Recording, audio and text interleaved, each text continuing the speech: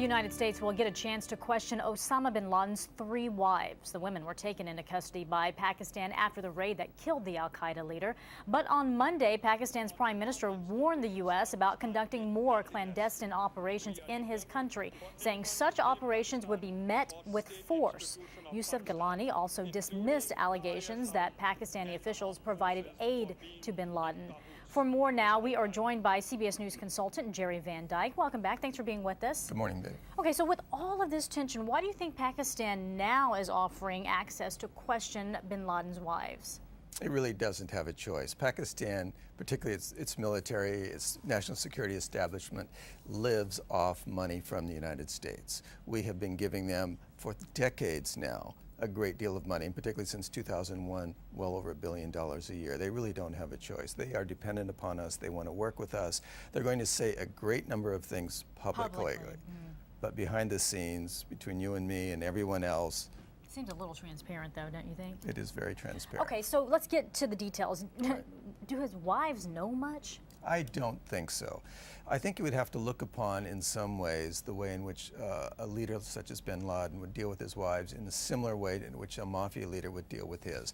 They go out and do their work, and their wives have their own world. He lives among Pashtuns. He has lived among Pashtuns, the largest ethnic group in Afghanistan and in Pakistan. Abbottabad is a Pashtun area where women, while they have a great deal of power at home, tremendous power, are not involved in the daily lives of men. And he has been living with them. The 3 men who were killed were Pashtuns.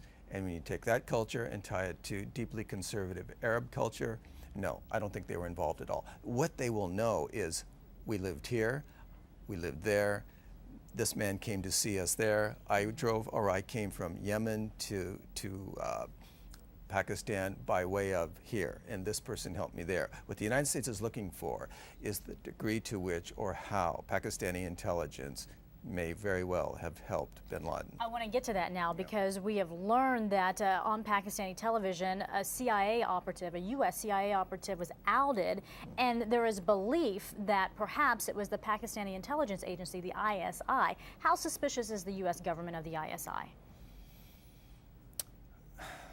In the 1980s, when I was a young newspaper reporter working in that area, when we were working very closely with Pakistan fighting the Soviet Union, the CIA in a great many ways nurtured, created, fostered, and gave a tremendous amount of money to the ISI. We have been working together for decades.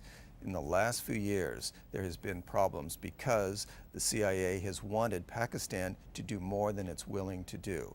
The ISI has been the eyes on the ground for the drone attacks. How can the United States pinpoint where these drones go in the tribal areas without the ISI's help? We have all these drones are based in Pakistan. They go from Pakistani military bases. 90% of the material that the United States and its allies use in Afghanistan crosses from Pakistan. This is all in the hands of the ISI. We have to work with them. We continue to work with them. At the same time, they are playing, as many people feel, a double game. It is such a tricky relationship, but I think you touched on it. Is it imperative that the U.S. maintain a relationship with Pakistan? For those reasons that I've just stated, plus more than anything else, what the United States is afraid of, and what Pakistan is afraid of, is that the United States will in some ways come in and try to control Pakistan's nuclear arms. Pakistan is afraid that the United States is opposed to a Muslim nation, now the 7th largest nuclear power in the world, has the 7th largest army in the world, will not be our ally, and they are afraid that we are going to come in and try and get their nuclear arms. The United States is equally afraid that those arms will fall into the hands of some of the very people that they created. That is to say, those militants, which are out of control in a certain way, which is why Pakistan quietly allows the United States to attack its own people and, in fact, create a civil war by attacking those militants who are Pakistanis in Pakistan. Well, let's get back to the raid that killed Osama bin Laden. What has been the reaction in Pakistan? Are they upset with the U.S. government, or are they more upset with their own government? They are humiliated.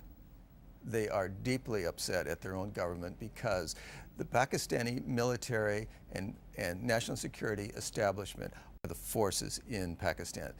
the Prime Minister Gailani talking before Parliament, he doesn't really have any power whatsoever. He gets his marching orders from the military. Now, how can, as he said, the 7th largest nuclear power in the world, allow 4 helicopters to come in undetected, steal these people, kill these people, and leave?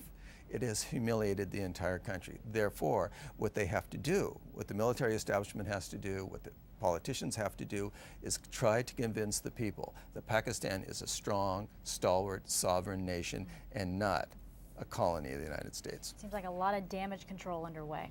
And we are going to learn a lot more in the days, weeks, and months to come. All right, Jere Van Dyke, as always, we appreciate your insight. Thanks so much for joining us this morning.